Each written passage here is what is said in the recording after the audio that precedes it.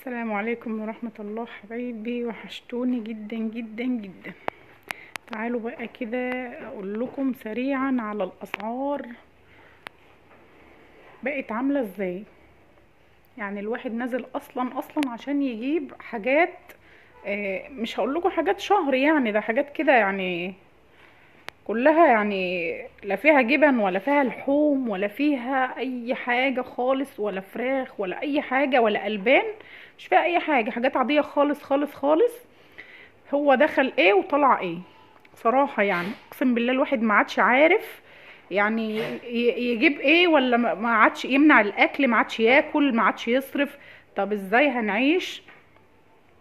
ازاي هنكمل؟ شوية الحاجات اللي انتوا شايفينهم دول هتتصدموا من السعر. وزي ما قلت، ولا فيهم جبن ولا فيهم البان ولا فيهم لحوم، لان جبن والبان ولحوم هم اساسيات المصروف اليومي او المصروف المعتاد بتاع كل بيت. هم الاساسيات يعني. زي ما انتم شايفين كده حبة حاجات بساط جدا جدا جدا. بس انا مش عارفة صراحة، انا مصدومة، يعني انا مصدومة من السعر. زي ما انتم شايفين كده حاجات عادية خالص وحاجات بسيطة خالص. بس انا صراحة اتصدمت.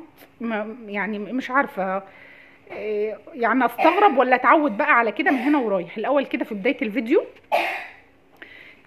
نصلي على الرسول عليه الصلاة والسلام. اللهم صل وسلم وبارك على سيدنا محمد وعلى آله وصحبه أجمعين. ديت المشتريات بتاعتنا. أنا كنت رايحة في الأساس والله العظيم كنت رايحة عشان أشتري مسحوق الأوتوماتيك ده. تمام، أنا بحب أجيبه من فتح الله، لأن يعتبر هو المسحوق الأوتوماتيك بيبقى عليه عرض هناك، فعلى طول عاملين عروض. مش عاملين عروض، هو يعتبر هناك رخيص يعني، مش زي بره. المنظفات عامة انا بجيبها من هناك، لكن حاجة اكل وشرب اللي هي جبن ولحوم والكلام ده لا، ما بجيبهاش من هناك صراحة يعني. يعني انا ما بجيبش الحاجات ده اخزنها. ما احبش اخزن لحوم، ما احبش اخزن جبن. يعني الحاجات بجيبها كده حاجة الاسبوع مثلا، انما ان انا اروح اجيب خزين شهر والكلام ده ماليش في الكلام ده. لكن المنظفات بجيبها بقى، المسحوق والمنظفات بتاعه الحمامات وبتاعه الغساله والكلام ده بحب اجيبها تبقى عندي متوفره صراحه. ما بحبش اجيبها من بره لانها غاليه جدا بره. انا بجيب ازازه البريل دي من بره 28 جنيه الازازه، ب 28 جنيه. انا بحب اجيب ده ويبقى عندي على طول. جبته النهارده وعليه العرض اللي انتوا شايفينه ده، مطهر زي ما انتم شايفين كده. يا رب يكون واضح. انا شايفه الصوره بسم الله ما شاء الله جميله، يعني زي ما انا بصور كده شايفه الصوره حلوه جدا. تعالوا اقول لكم بقى الاسعار عامله ازاي. هنبدا الاول مثلا بالمسحوق ده. الاول دي عجبتني قوي صراحه يعني. العلبه دي حتى هي عليها، انا بعدها بعيد عشان حاجه الاكل. العلبه ديت كعلبه وخامه حلوه جدا جدا جدا. وفيها المسحوق اللي انتوا شايفينه ده الاوكسي للغسالات العاديه. في ناس ممكن بتغسل بقى الغسالات الاوتوماتيك، بس هو للغسالات العاديه. انا جايبه لي الغساله الصغيره بتاعه الاطفال، لهدوم الاطفال عندي يعني. عجبتني شكل العلبه. المسحوق ده عامل كام بالعلبه كده؟ هو اكتر حاجه عجبتني في الموضوع كله صراحه. المسحوق ده بالعلبه بتاعته عامل 95 جنيه بالعلبه. طبعا العلبه دي لوحدها كده بره هي كبيره على فكره. العلبة دي بره هو 2.5، المسحوق 2.5 كيلو مكتوب عليه حتى. هو المفروض مكتوب عليه برضو الغسالات الاوتوماتيك، بس انا ما بغسلش اوتوماتيك غير ببرسيل او اريال بس. فالعلبة دي بره ممكن توصل 35-40 جنيه لانها نظيفة وكبيرة. يعني في حاجات صغيره كده بلاقيها ب25. وبالتالي بحب العلب دي جدا، لان ممكن انزلها معايا الشغل، اخد فيها اكل، اخد فيها حاجه، فبتحفظ لي الحاجه اللي بتبقى معايا، او اشيل فيها حاجه مثلا عندي. عندي اي حاجه مثلا بواقي اكل او حاجه، هتحفظ لي اي حاجه هشيلها فيها. تمام. دي بالنسبه لي دي كانت ب95 جنيه. دي الحاجه الوحيده اللي عجبتني جدا. اما بقى بالنسبه لده انا جبته عشان طبعا كبير شويه. المجات اللي دايما بعمل فيها الفوم بتاع النسكافيه البلاك ده دايما بتتكسر مني، فده جبته النهارده. شكله عجبني برضو. هو صراحه اختيار كوكي يعني، مش انا اللي جبته. احنا عاملينه ازاي؟ شكله حلو قوي. هو 3 بس. احنا جايبينه بس للنسكافيه البلاك لان هو كبير يعني. شكل القلب ده. بصوا شكله حلو صراحه. 3 ده ايه ده 2 ده 2 يلا على قد انا وكوكي زي ما انتم شايفين كده. طيب جبنا بقى ايه، جبت 2 مضرب اللي هم بتوع النسكافيه عشان يعمل لي الفوم كده. انا مش هعرف اشغله لان انا اصلا ماسكه الموبايل. هو المفروض اكيد كلكم عارفينه يعني بنضغط عليه من هنا. بصوا يعني بنضغط كده، مش عارفه امسكه لكم، هحاول اوريه لكم كده. بصوا بصوا بصوا كده، مش بيتحرك على العلبه. بصوا بصوا على التسريحه افضل. بصوا طبعا هو اكيد كلكم عارفينه برضو. انا جبت واحد يبقى معايا في البيت وواحد للمحل وانا في الشغل، يعني عشان ايه ما اضطرش اخد ده وانساه وابقى عايزاه هنا وابقى ناسياه في المحل وكده. جبنا الحاجات دي. وده طبعا ايه النسكافيه مش غني عنه في كل بيت اكيد يعني. ده بالنسبه للنسكافيه لان احنا من عشاق القهوه والحاجات دي. ده بالنسبه للحاجه عشان بس تبقى بعيده عشان الاريال وكده. طبعا السكينه دي عجبتنا قوي برضو هناك. السكينه دي عامله 55 جنيه بس هي نظيفه، حاجه نظيفه جدا يعني. اهي هي مكتوب عليها فرنسي يعني، حاجه متينه كده وحاجه حلوه. طبعا احنا كلنا عندنا سكاكين كتير بس ايه، بس ديت للحمه بقى، للحاجات اللي هي ايه الكبيره شويه او الجامده شويه تنفعنا في التقطيع بتاع الحاجات دي. طبعا دي حاجه صغيره كده للسلطه. بحب دايما اجيب الحاجات الجديده دي للسلطه عشان بحب السلطه ما تبقاش صايصه مني كده وانا بقطعها. كل ما تبدا السكينه تبرد او تتلم عندي بحب اجيب واحده كده جديده زي كده. دي برضو حاجه نظيفه قوي. مكتوب عليها ايطالي، محفور كده مكتوب عليها ايطالي. دي عامله 23 جنيه. دي يعتبر سكينه صغننه للسلطه. طبعا بقى المكرونات والحاجات ديت بقى ما مش هقول لكم اسعار، اكيد كلكم بتجيبوها بس انا مصدومه. انا صراحه بحب النوع المكرونه دي قوي لان نوع المكرونه ده مش سباكيتي. انا هقرب لكم. بصوا ده مش سباكيتي. المكرونه دي انا لما بسلقها هي شبه السباكيتي بس بتبقى عامله شبه الشرايط كده، بتبقى عريضه كده مش سباكيتي.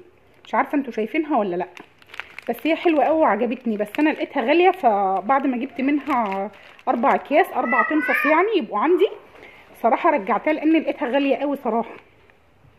فاحنا مش من اكله المكرونه قوي يعني، ممكن اعملها مرتين بس في الشهر.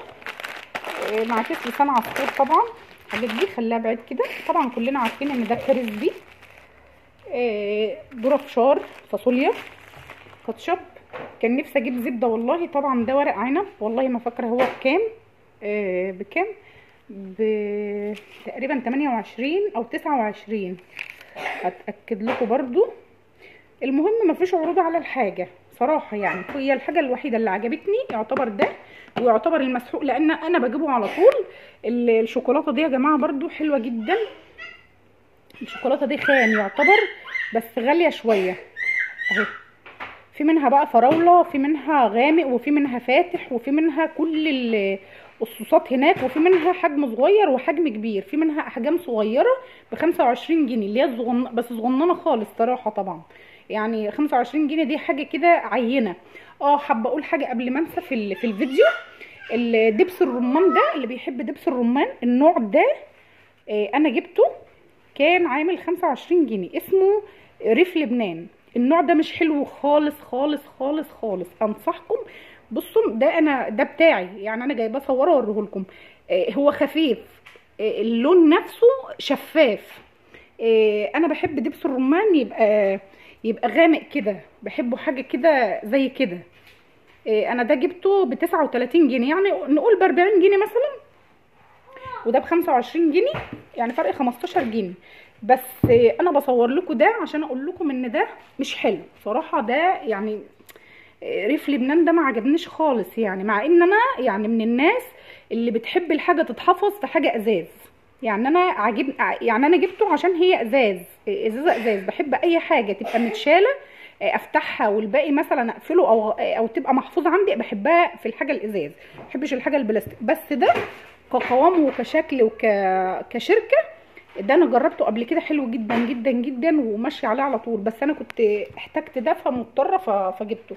فبلاش لو في حد يعني بيحب دبس الرمان ما يجيبش اللي هو ريف لبنان ده، لان مش حلو، ما عجبنيش صراحه. طبعا ده لازم سندوتشات المدرسه بقى، العيش التوست بقى والكلام ده. انا جايبه بتبقى الشوكولاته دي حلوه معاه قوي. هنخليه بعيد كده عشان هنخليه بعيد عشان الروايح بتاعه الاريال. حافظه الاوتوماتيك دي رحت لهم كذا مره، لازم لازم لازم. السمنه طبعا جنه او روابي، انا بحبها صراحه على الفول بقى او على الرز او على الحاجات اللي زي كده. لان الزبده الفلاحي لقيتها بجد، انا اتصدمت من السعر، اقسم بالله سعر بجد صعب جدا جدا جدا. الاسعار مولعه نار. انا اتصدمت من سعر، لان انا كان عندي زبده. طبعا انتوا لسه عارفين ان لسه خلصانه، فلسه هنخزن في شهر طوبه، فما كانش عندي صراحه ان انا اجيب. ايه ده انا جايبه 2 يا جماعه، قلت لكم جايبه 1 بس. واتفتح، فتح سوري عذرا، فتح كمان. معلش ده كان مفتوح. ده انت فتحتيه انت يا كوكي ده؟ ايه اللي فاتح ده؟ تعبتي فيه؟ احنا لسه جايين بالحاجه. المهم زي ما انتم شايفين كده طبعا ورق العنب. الصلصه طبعا ما فيش غنى عنها بقى عشان المحشي وكده. والبابريكا. انا عندي بهارات والله جايباها من الماضي. دي بهارات لحمه. انا دايما بقى لما بجيب البهارات اللحمه بجيبها صراحه ما بتبقاش بهارات لحمه، يعني عطارين كتير قوي لما بجيب منهم البهارات اللحمه ما بتبقاش هي زي ما بجيبها من عند ماضي او من عند فتح الله. ايه السر بقى في كده؟ مش عارفه صراحه. انا لما بجيبها من اي عطار بلاقيها بهارات محوجه. انا بهارات اللحمه بحبها بهارات لحمه. دي البابريكا طبعا. طبعا ده يا جماعه برضو انا بدور عليه. انا بحب الشطه الحمراء دي، بعملها هرسه وبشيلها عندي، فكانت ناقصه من عندي فما صدقت ان انا لقيتها فجبتها. لازم تبقى موجوده برضو عندنا كلنا. انتوا عارفين يعني في ناس بتحب البتنجان بقى والفلفل والكلام ده. ده برضو كريسبي. طبعا الكريسبي ده يعني بجد هبقى اعمل لكم مره خلطه البانيه وادوقكم يعني ايه كريسبي، واعرفكم الحاجه بتتعمل في البيت ازاي بيبقى طعمها وشكلها ولونها وريحتها عن حاجه المطاعم. بجد تحفه تحفه تحفه تحفه. ده بقى يعتبر دول الحاجتين دول انا كنت جايبه من ماضي. اللهم صل على سيدنا محمد. كنت جايبه من ماضي اللي هو المغات. فطبعا المغات بيجي ساده ما بيجيش بالحاجه بتاعته، فاضطريت ان انا بحب السمسم الابيض، بحب اجيبه واشوحه. انا ما بحبش انا اجيب اللي هو الاحمر او اللي فيه نقطه سودا. فده انا بحب اجيب الابيض. ما كانش عندي صراحه لما جبت المغات ما كانش عندي سمسم، فجبت دول تقريبا دول ب10 جنيه. 10 جنيه دول ب10 جنيه. وجبت الفول الحلواني ده.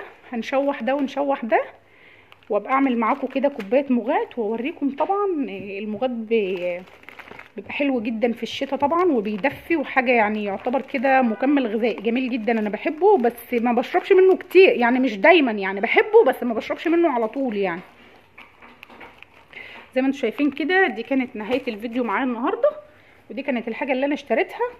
ومش عارفه انا خدت مقلب ولا ما خدتش مقلب، لان الحاجه غاليه قوي وانا مصدومه صراحه. انا مصدومه من السعر، لان انا شايفه ان انا ما جبتش حاجه. يعني انا ما جبتش اي حاجه للاكل، ولا فراخ ولا لحوم ولا مثلا جبن ولا البان ولا اي حاجه من الحاجات اللي هي مثلا نقول بتعمل فلوس. البهارات والمسحوق العادي. والبريل طبعا ده لازم اساسي عندي، لان انا بجيب التاني صراحه ما بيقعدش، الازازه ما بيبقاش فيها بركه. افتكروا ان انا قلت لكم بلاش الدبس الرمان بتاع ريف لبنان، ما عجبنيش خالص خالص خالص ومش حلو. ما حسيته مش زي اللي انا متعوده عليه ومش اللي انا بجيبه صراحه. الحاجه بتفرق في سعرها. البتوعتين دول المضربين دول رخاص على فكره، مش غاليين، بس انا والله مش فاكره سعرهم كام. الفاتوره راحت فين اصلا؟ مش فاكره سعرهم كام بالظبط، بس هم حلوين يعني، بيعملوا فوم 10/10 صراحه يعني. دي كانت نهايه الفيديو. قولوا لي بقى بألف هنا. طبعا مفيش اي حاجه تتاكل ومفيش اي حاجه يعني، الحمد لله رب العالمين. الشوكولاته دي الصوص ده حلو قوي على فكره. الصوص ده انا بجيبه وبخفه بلبن، يعني انا بجيبه وبعمل منه شوكولاته تانية. يعني انا عشان مثلا هعمل كيك شوكولاته، الصوص ده جميل قوي قوي قوي وتقيل جدا جدا جدا جدا لوحده كده تقيل. انا لما بجيبه عشان اعمله اخفه، لازم اخفقه بلبن شويه. دي كانت نهايه الفيديو زي ما انتم شايفين كده. الناس اللي هتقولي بتخفقيه بلبن ازاي، بندفي اللبن ونحط عليه صوص الشوكولاته او الشوكولاته المجففه. في ناس برضو بتحب تجيب المجففه وتعملها، انا بعمل ده كده لان ده تقيل على الاولاد، تقيل لوحده كده ممكن يوطي ضغطهم او حاجه، فالشوكولاته نفسها بتاعته تقيله. فبجيبه بدفي اللبن وبحط المقدار مثلا بتاع اللبن على المقدار بتاع الشوكولاته وافضل اقلب لحد ما يديني صوص. بيبقى خفيف في الاول معايا، بفضل اقلب فيه مثلا كده لحد ما يديني القوام اللي انا عايزاه. مثلا بخفه شويه عشان الاولاد بس مش اكتر يعني. فانت لو حباه ان انت تعملي بالشوكولاته الكيك كده، حباه مش حباه خلاص. طبعا دي كانت الحاجه واتصدمت منها. مش عايزه اقول لكم بقى الفاتوره كام عشان محدش يقول لي ايه انت بتبالغي، بس اقسم بالله لو وريتها لكم انتوا هتتصدموا زيي. والله العظيم انا مصدومه. انا شايفه ان انا ما جبتش حاجه. الحاجات دي كلها بتبقى عندنا في رف التلاجة، يعني ما هيش حاجه، ما هيش اكل وشرب. فالحمد لله رب العالمين. الاسعار في زياده والاسعار مولعه نار. هحاول انور لكم الفلاش كده يا رب، بس يكون التصوير ما يكونش تليفوني يعني كالعاده مش مبين حاجه. البتاع ده حلو قوي، كنت عايزه اجيب منه 2 والله، لان انا بستهلك الغساله الصغيره كتير جدا. طبعا الشرابات والحاجات الداخليه والهدوم بتاعت مالك والحاجات اللي زي كده بستهلك طبعا مع تنظيف الحمام، بستهلك كتير. فكنت عايزه اجيب 2. طبعا انا اتصدمت من السعر، فخلاص هو كفايه واحد. 95 جنيه مش تمن لان 2 كيلو ونص ده غير العلبه. فحلو جدا جدا جدا. احلى ما في الموضوع بقى المج بتاع كوكي ده. اللي عاجبه المج ده بقى يعلق لي كده ويقول لي احلى حاجه المج بتاع كوكي. شايفين الجمال على شكل، قالت لي يا ماما احنا هنجيبه على شكل قلب انا وانتي، وبرده هو كبير عشان نقدر نعمل فيه الفوم بتاع النسكافيه البلاك اللي احنا جبناه. ما تفتكروش بقى نصلي على الرسول عليه الصلاه والسلام في الكومنت، لعلها تبقى شفاعه تشفع لنا يوم القيامه. اشوفكم على خير واشوفكم في فيديو جديد. ودي كانت نهايه الفيديو معايا النهارده. اشوفكم على خير ان شاء الله. بحبكم كتير. لايك وشير لاي فيديو، اي حد بيتفرج على الفيديوهات بتاعتي يا رب اكون ضيف خفيف على قلبكم. يعني مش عارفه اقول لكم ايه. بشكركم كتير قوي قوي لاي حد بيدعمني او اي حد بيكتب لي او اي حد بيعمل لي لايك. بشكركم كتير وبحبكم كتير وبحبكم في الله. ربنا يكبر بخاطركم جميعا. دي كانت نهايه الفيديو بتاع النهارده. هشوفكم على خير. سلام.